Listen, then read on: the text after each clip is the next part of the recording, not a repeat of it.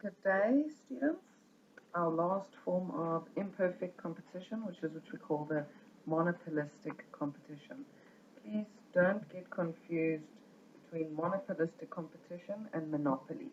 And if you just use the word monopolistic, you are actually referring to a monopoly. So make sure in your essays, in the answers to your questions, you always write it out in full. Monopolistic competition. So hopefully you can see from the name that it's a mixture of two of our market structures that we've already discussed, our monopoly and perfect competition. So let's have a look at the characteristics. Number one, there's a large number of buyers and sellers, so that is similar to perfect competition. Our goods are differentiated, so they're not homogeneous, they're not unique, but they are differentiated. For example, soft drinks, their flavors are different, their brands are different, etc. There's little control over the price because there are so many options available. Entry into the market is easy and free, and the market information is incomplete. So the products are differentiated, meaning they are made to seem unique. It's a hybrid structure, which means that it's a mixture of perfect competition and a monopoly. Like your hybrid cars are a mixture of battery operated and fuel powered. And often we say that the monopolistic competition structure is, when we say often it's local, we're saying that the competition exists in that specific area. So you'll have a variety of grocery stores, a variety of hairdressers, etc. Also, they are diverse businesses, so the businesses are quite different. They also involve themselves in non-price competition, as we discussed under an oligopoly. And then lastly, collusion is almost impossible. Why? Similar to a perfect competition, there are so many sellers of the same or the similar product that they cannot collude with each other. So if we look at the comparison, perfect competition is always going to produce at the lowest price, the highest output, and it's going to have normal profit in the long run. So monopolistic competition charge a higher price to their consumers, produce a lower output, and they earn normal profit in the long run. So let's have a look at your graphs. So what is important here is, in the short run, there's an opportunity for economic profit, normal profit, and economic loss. In the long run, like a perfect competitor, there's only opportunity for normal profit, and that exists because the market is free and easy to enter. So, like in a perfect competition, the price will change according to the entry of more competitors or competitors leaving when there's economic loss. It will merge towards normal profit in the long run. So the graph looks very similar to a monopoly, the only difference being that you can see the demand curves or the revenue curves are more elastic than in a monopoly. This is obviously because there's the opportunity to go to another firm to buy the same sort of product or a product that satisfies the same need.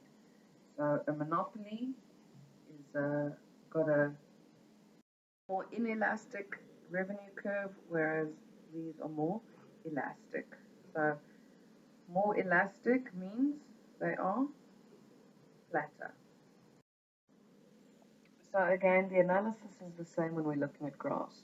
To identify the equilibrium point, we always look, we use the production rule, and using the production rule, it says profits will be maximized where MC equals MR, or marginal cost equals marginal revenue, which is at this point that I'm coloring in now. Always identify it and mark it with a big E so that it's visible to the examiner.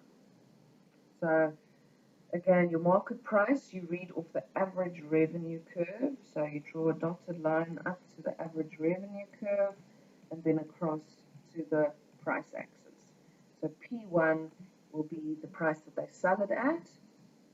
To get the average revenue at equilibrium, you draw a dotted line up to the average cost curve. You can't see it very clearly on this one because it's so close to equilibrium.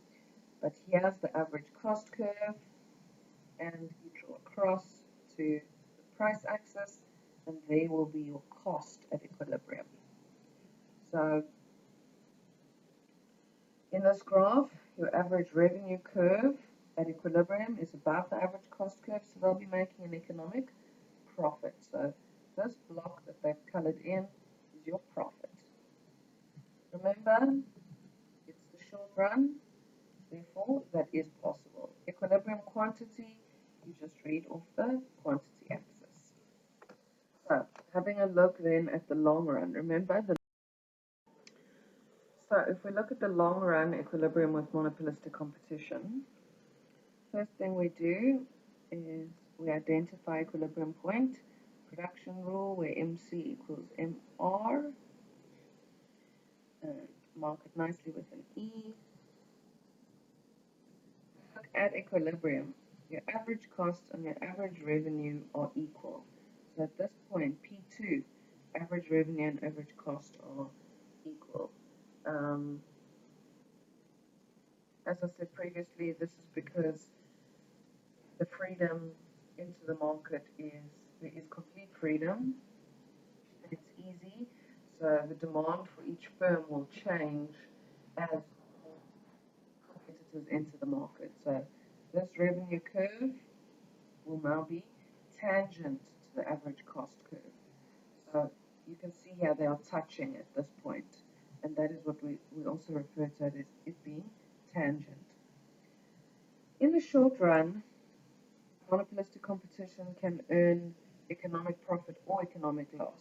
So I just want to show you on this graph how that would look. So to earn an economic profit, average revenue must be greater than average cost at equilibrium, which means the average cost curve would fall somewhere below average revenue, somewhere where I've shown in green.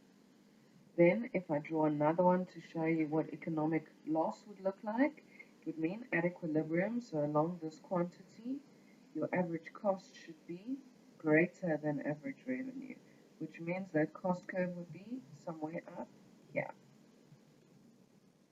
But we will be practicing graphs over the next couple of weeks quite extensively. So just up for now, it's for you to get the foundation of this knowledge and of these graphs and to understand the fundamental principles. So I hope you have a wonderful day further. Chat soon.